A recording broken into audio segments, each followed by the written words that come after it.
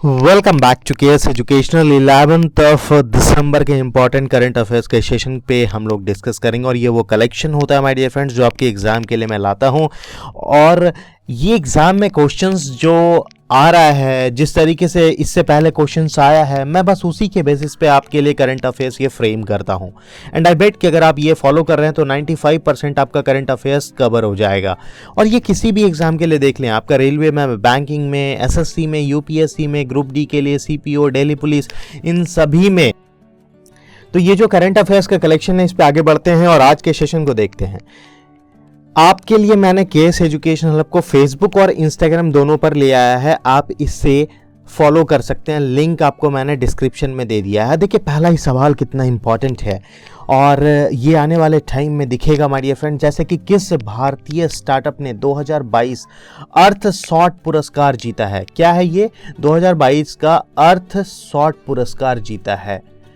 और ये startup company है, भारतीय स्टार्टअप है खेती नाम का एक भारतीय स्टार्टअप है जिसने कि अर्थ सॉट पुरस्कार जीता। और यह अर्थ सॉट पुरस्कार का दूसरा संस्करण है जिसे कि इको ऑस्कर के नाम से भी जाना जाता है। क्या नाम से जाना जाता है? Eco Oscar. अगर इससे रिलेटेड आपके पास सवाल आए तो ये भी आप जवाब दे सकते हैं। दूसरा है कि फॉर्ब्स लिस्ट जो निकला 2022 का, उसमें दुनिया की 100 शक्तिशाली महिलाओं का सूची होता है। और इसमें आपसे ये पूछा जा रहा है कि वित्त मंत्री जो निर्मला सीतारमण है, इसमें इनका क्या स्थान है? 2022 वाले लिस्ट में इनका स्थान है 36वां। हालांकि क्वेश्चन आपसे ये भी पूछा जाएगा कि इसमें फर्स्ट पोजीशन पे कौन है, तो उस पर हम लोग बाद में डिस्कस जरूर करेंगे। अगर कुछ और नाम मैंने दिया कि अगर रोशनी नादर का नाम पूछ दिया जाए कि तो इनका रैंक आपको 53rd बताना है। सेबी का जो अध्यक्ष माधवी पुरी का अगर रैंक पूछ दिया जाए तो आपको 54th बताना है। सोमा मोंडल का नाम अगर पूछा जाए तो आपको 67th बताना है। तो ये फॉर्ब्स लिस्ट। अच्छा, यहाँ पर एक चीज और मैं बता दूं कि जो वित्त मंत्री निर्मला सीतारमण का जो 36वां इस बार पोजीशन आया था, ये लगातार 5वां बार इस लिस्ट में इनका नाम है। इससे पहले 4 बार इनका लिस्ट में नाम आ चुका है और ये 5th टाइम है। तो ये भी बहुत इंपॉर्टेंट है कि मतलब वित्त मंत्री लगातार 5वीं बार इस लिस्ट में शामिल हुई है। ऑक्सफैम इंडिया द्वारा जारी एक रिपोर्ट के अनुसार भारत में 2021 में जो मोबाइल फोन रखने वाली महिलाओं का प्रतिशत था वो कितना था? और यह रिपोर्ट किसका है? ऑक्सफैम इंडिया का है।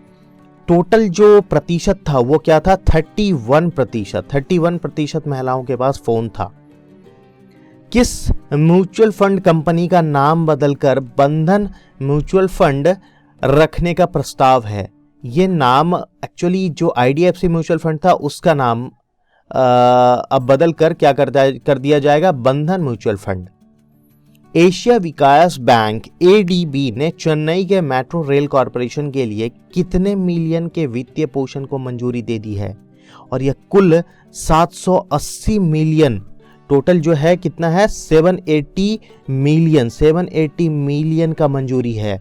और एशिया विकास बैंक, जिसे कि मैंने एडीबी बोला, एडीबी का स्थापना जो हुआ था वो 1966 में हुआ था।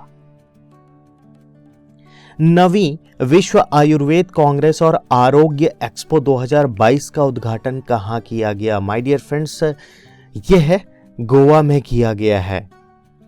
हाल ही में किसे table tennis federation of India का नया प्रेसिडेंट चुना गया?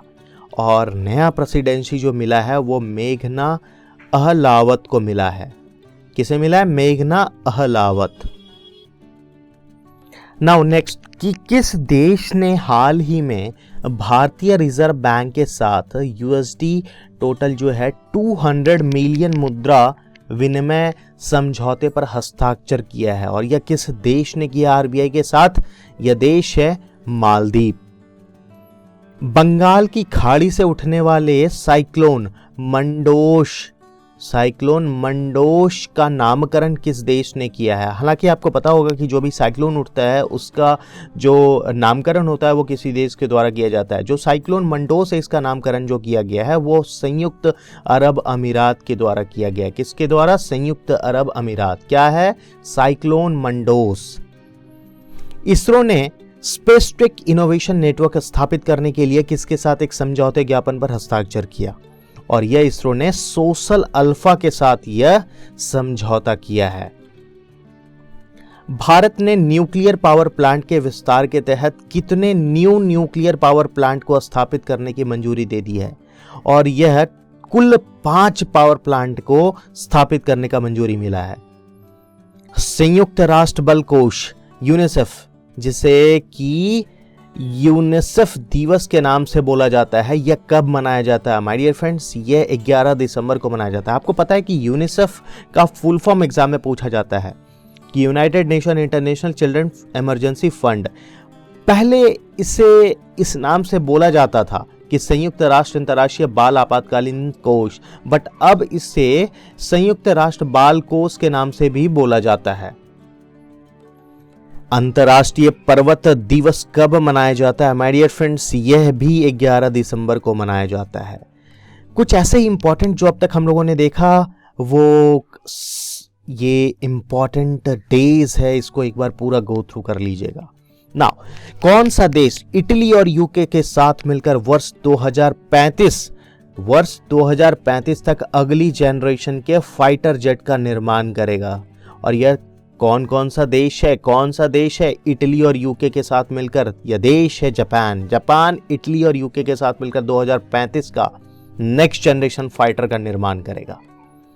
दुनिया की 100 सबसे शक्तिशाली महिलाओं में, हालांकि हमने ये जिक्र करा अभी कि 100 सबसे शक्तिशाली महिलाओं के फोर्ब्स लिस्ट 2022 के सूची में टॉप पोजीशन पर कौन है? यह जर्मन की एक महिला है जो कि पॉलिटिशियन है, जर्मन पॉलिटिशियन है। इनका नाम मैं आपको बता देता हूं, उर्सुला वॉन देर लेन है इनका नाम, और यह टॉप पोजीशन पे है इस फोर्ब्स लिस्ट में। तो ये कुछ इंपॉर्टेंट कलेक्शन था आपके लिए जो मैंने 11 दिसंबर का रखा था। अगर आप नए हैं, सब्सक्राइब कर लीजिएगा केएस एजुकेशनल को, नोटिफिकेशन बेल दबा लीजिएगा ताकि आने वाली नोटिफिकेशन आपको पता चल पाए। एंड शेयर करना ना भूलें, इसे अपने दोस्तों के साथ शेयर कर दीजिएगा, because my dear friends, sharing is caring.